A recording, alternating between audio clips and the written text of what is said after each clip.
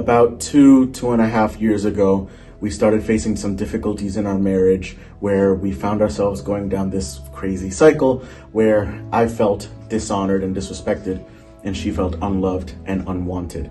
And it began to have effects in our daily life where we weren't being what God expected us to be. We weren't living the way He called us to. And it really came to a head when in July of 2023, we faced some financial stressors that really tipped us over the edge.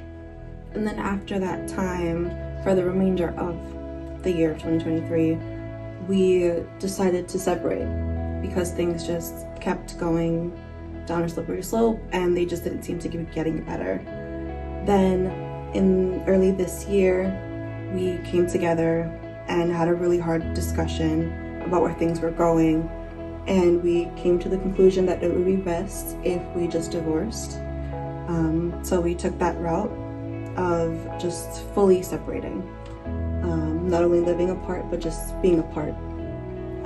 After that time, we both took some time to just work on ourselves. I think for myself, it got to a point where I was really isolating myself, and I fell into a lot of silence. And it was at that point where, because there was nothing else just drowning out what God was trying to tell me, that's where I really heard Him, just with this sense of urgency to read my word, to get into it, and just to dedicate time to Him. And so I did, and I'm thankful I did, because it was in that time where He started to reveal a lot of things to me. He started to reveal things that I had to change in just my daily life, things that I had to get rid of. And then after that, He revealed something to me about my marriage. And during that time, I was going on my own personal journey where God really told me to lean into ministry, to lean into serving, to lean into pouring on other people when I myself felt empty or like things weren't going the way that I expected.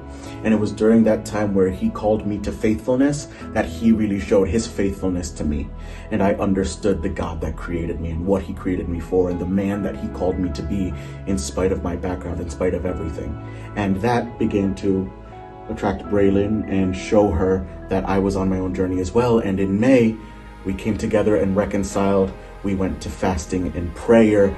And during that time of fasting and prayer, we renewed our vows before God and decided that we would remain even when things got difficult. And things may not be exactly where we expect them to be. We're still living in different places. We are still working things out financially. But we know that our marriage is stronger than ever because of the goodness of God and because we're now a threefold cord with God fully at the center. So we are so excited for the things to come and for what God is about to do in this season and Thrive.